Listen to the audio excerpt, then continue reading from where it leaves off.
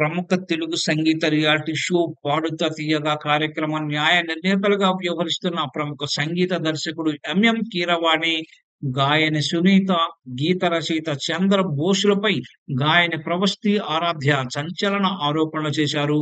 కార్యక్రమంలో తనకు తీవ్ర అన్యాయం జరిగిందని, పక్షపాతం అవమానాలకు గురయ్యానని ఆమె ఆవేదన వ్యక్తం చేశారు.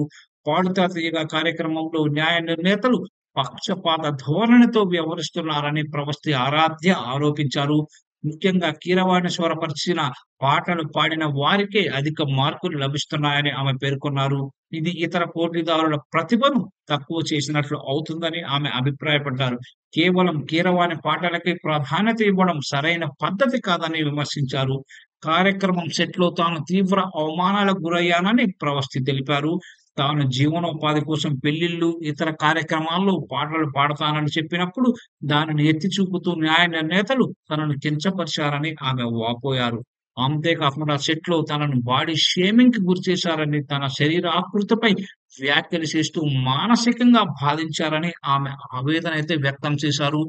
న్యాయ నిర్ణేతల ప్రవర్తన తనను తీవ్రంగా బాధించిందని ప్రవస్తి అన్నారు. షూటింగ్ సమయంలో తనను ఒక చీడ పురుగును చూసినట్లుగా చూచారని, ఎంతో చులకన భావంతో వ్యవహరించారని ఆమె కన్నీటి పర్యంతమయ్యారు. తాను తమిళంలో కూడా పలు పాటలు పాడానని, ఎన్నో వేదికలపై ప్రదర్శనలు ఇచ్చానని, కానీ ఎప్పుడూ ఇలాంటి అవమానకరమైన పరిస్థితిని ఎదుర్కోలేదని ఆమె స్పష్టం చేశారు.